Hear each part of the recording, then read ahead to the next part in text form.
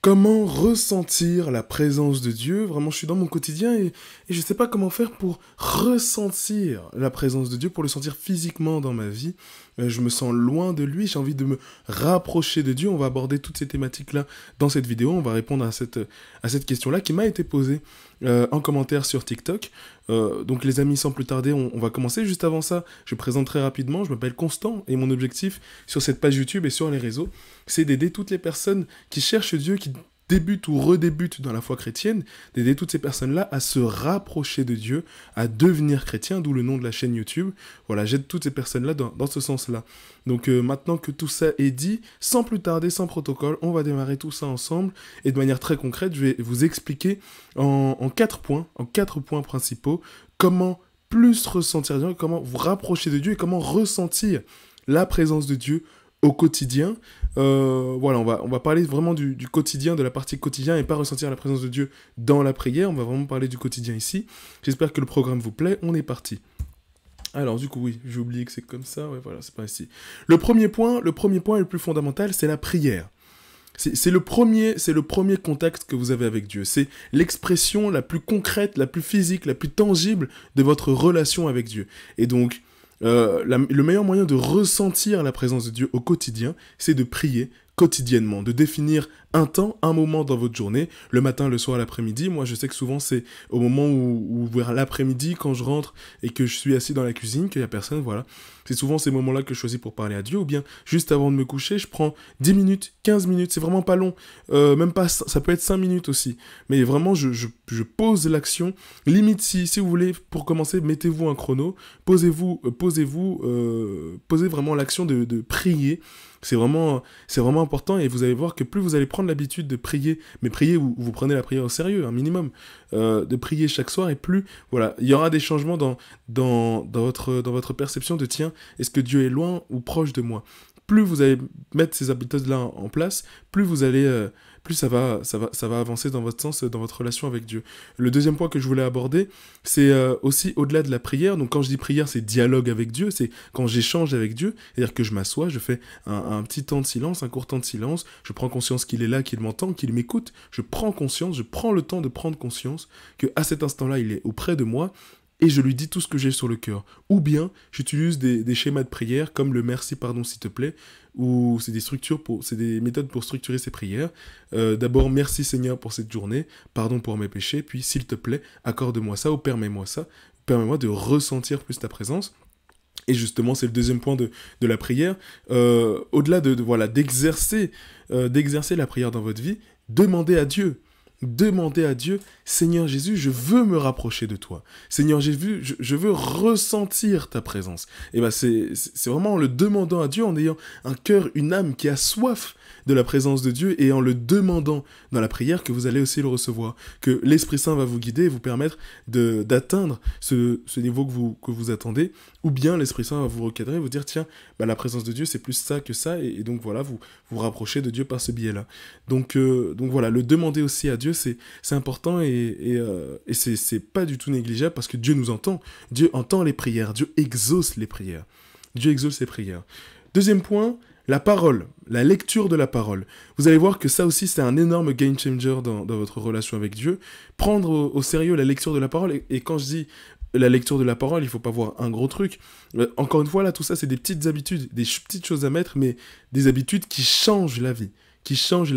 Évidemment, si vous voulez lire la Bible en entier, allez-y, les amis. Vraiment, je vous encourage à lire la parole. Si vous êtes motivé, allez-y. Mais vraiment, si vous le voyez comme une grosse tâche, commencez tout petit déjà, un verset par jour. Un verset par jour, rien que ça. Regardez, vous téléchargez l'application Holy Bible. Je crois que je l'ai ici. Je sais pas, une notification. Voilà. Le verset du jour, rien que ça. On vous dit la parole de Dieu, mais c'est pas grand-chose. C'est vraiment pas grand-chose. Juste, voilà, vous allez sur l'application, vous avez le verset du jour, ça c'est le verset du jour. Donc je le lis, il me rend des forces, nanana. Ensuite, tac, l'histoire du jour. Et là, vous écoutez. Vous avez une petite étude. Tac. Vous écoutez ça, etc. Alors normalement, on peut le mettre en français, il me semble. Et si c'est pas en français, vous avez le guide de prière qui vous indique encore une fois. Moi, mon téléphone, il est en anglais, mais vous l'avez en français. Et donc, vous avez plein de choses plein de choses déjà, rien que ça, où vraiment vous faites votre plan, votre étude du jour, quoi. Donc voilà, vous avez plein de choses pour vous aider à lire la parole au quotidien. Sinon, vous avez la parole du jour aussi, avec des applications comme AELF. Juste ça, tu vois, manger la nourriture de Dieu chaque jour, c'est un game changer. Pourquoi est-ce que c'est important? Vraiment, j'ai pu expérimenter ça dans ma vie de foi, c'est que la parole est à la relation avec Dieu ce que le steak haché est au hamburger. Et c'est-à-dire que la parole, elle vient mettre de la consistance, de la consubstantialité dans votre relation avec Dieu. Et plus vous allez lire la parole, plus vous aurez, plus votre ressenti de Dieu, votre conception déjà de Dieu intellectuelle, mais aussi physiquement, votre ressenti de Dieu, la présence de Dieu va s'asseoir dans votre vie. C'est vraiment plus je lis la parole, plus j'assois Dieu dans ma vie. Alors, lire, d'accord, la méditer, la manger, l'intégrer, et donc faire face à ces incompréhensions. Quand je comprends pas quelque chose, je pose la question à Dieu, tiens Seigneur, qu'est-ce que tu voulais dire par là? Ou bien à un frère chrétien, ou à un prêtre, ou à un pasteur en fonction de votre branche. Vraiment, je m'acharne à comprendre la parole, à me nourrir de la parole, à l'imprégner, et à l'exercer. Et on va le voir, c'est le troisième point, c'est la pratique. Effectivement, au-delà de la parole, ce qui va vraiment jouer un rôle dans votre relation avec Dieu, c'est aussi la pratique. D'accord, je lis la parole, mais l'exercice et la pratique de ma foi au quotidien.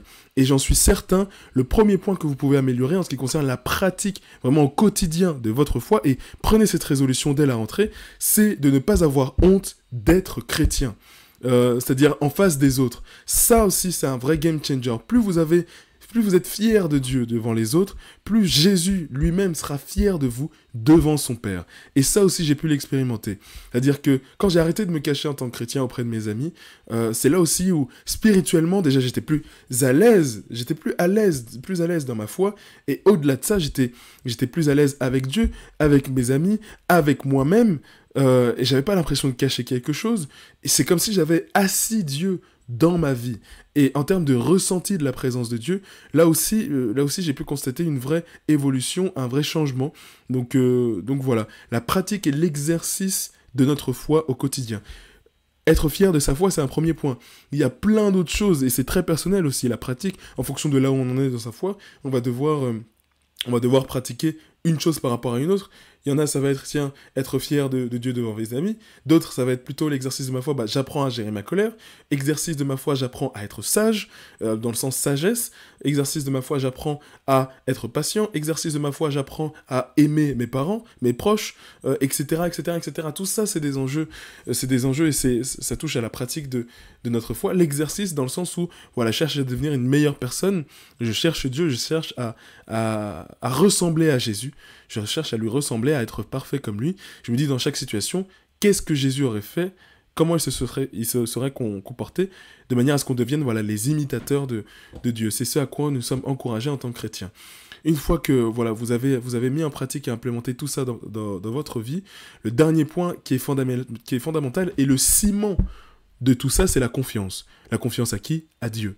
C'est-à-dire que maintenant que je le prie et que je le côtoie tous les jours, maintenant que je lis sa parole et donc que j'apprends à le connaître, que je sais qui il est, maintenant que j'exerce sa parole, que je suis fier de lui, que j'ai pas honte de lui, que j'ai vraiment assis mon couple avec Dieu, parce que là, on parle de couple, de relation, tu vois, une relation amoureuse, pas au sens amoureux où je vais me mettre en couple avec Dieu, mais amoureux dans le sens où, voilà, c'est mon père et je suis son fils. La relation, elle est comme ça. Elle est comme ça. Et donc voilà, ce qui va être le ciment de tout ça, c'est vraiment la confiance en Dieu. Juste se conforter dans le sentiment que oui, effectivement, je n'ai pas honte de Dieu, mais surtout, je suis confiant. En fait, je suis en train de me répéter. Ce que je veux dire précisément, c'est... J'ai confiance au fait qu'il est là. J'ai confiance au fait qu'il est avec moi. J'ai confiance au fait qu'il ne va pas me quitter. J'ai confiance au fait que même si je ne le ressens pas, et même indépendamment de tout ce que je peux faire, il est effectivement présent auprès de moi, qu'il n'est pas en colère, qu'il est pour moi, qu'il combat avec moi face aux difficultés. Vraiment, j'ai confiance. J'ai confiance. Et donc, surtout pas s'attacher à quelque chose de charnel ou « Ah tiens, parce que j'ai pas de frisson, forcément je ne ressens pas Dieu. » Non, Dieu est là. Confortez-vous dans cette idée. Moi, si je dois vous donner un chiffre, je dirais 90% du temps, je ressens pas particulièrement la présence de Dieu. Mais je me conforte et je sais, j'ai la conviction et je le sais, Dieu est là. Et puis de temps en temps, il fait des petits coucous, des petits bonjours et je le sens et c'est quelque chose que ton âme capte. Mais voilà, faut pas se faire une fixette sur le fait que mais ma vie n'est pas encore extraordinaire. Enfin, tu vois, non, y a pas de souci. Chill, pas d'inquiétude, vraiment pas d'inquiétude. Confortez-vous dans le fait que voilà, Dieu est là. Et Dieu est là. Vraiment, il est avec vous. Jésus est avec vous. Il est auprès de vous.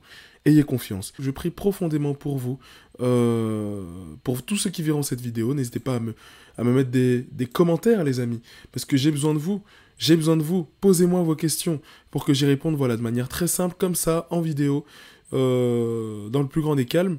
C'est important pour moi que je vois que ça vous plaise, que ça vous est utile surtout. Merci à tous d'avoir regardé cette vidéo. Si vous voulez aller plus loin, n'hésitez pas à vous abonner à cette chaîne YouTube. J'ai fait un livre aussi qui s'appelle Comment méditer la Bible pour toutes les personnes qui débutent ou redébutent dans la foi chrétienne. Voilà, n'hésitez pas à aller jeter un coup d'œil, le lien est en description. Merci à tous, soyez abondamment bénis et n'oubliez jamais que vous êtes beaucoup plus proche de Dieu que vous ne le pensez. À très vite.